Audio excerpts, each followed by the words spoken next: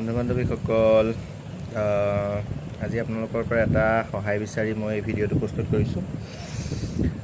মোৰ এই স্ক্ৰীনৰ তলত যিগৰাকী ছোৱালী আছে, সেই ছোৱালীগৰাকী আজি 6 দিন ধৰি ঘৰৰ পৰা নিৰুদ্দেশ হৈ আছে। ছোৱালীজনী মাক দেউতাকে বিচাৰি অলৰেডি আৰক্ষী চকীত জনাইছে, কিন্তু কোনো ধৰণৰ খবৰ পোৱা নাই। আপোনালোকে এটা সহায় কৰিবচোন, এই ভিডিঅ'টো যিমান পাৰে শ্বেয়াৰ কৰিব।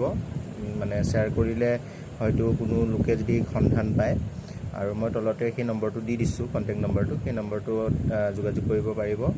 আৰু যদি কোনো লোকে দেখা পায় আপোনালোকে জনাব, কাৰণ ছোৱালীজনী বহুত সৰু হৈ আছে।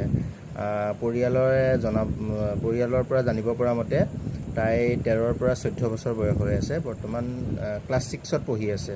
নাজানো কিবা ভাল কামতে গৈছেনে নে কিবা কি ভাবি গৈছে, মই এইবিলাক একো নক'ব বিচৰা নাইকিয়া, যিহেতু নাজানো বিষয়টো। কাৰণ মাহীয়েকে মোক ৰিকুৱেষ্ট কৰি আছে যে ভিডিঅ' এটা বনাব লাগে বা ফটোখন দিব লাগে, সেইকাৰণে মই আপোনালোকক জনালোঁ। পাৰে যদি অলপ সহায় কৰিব। ধন্যবাদ।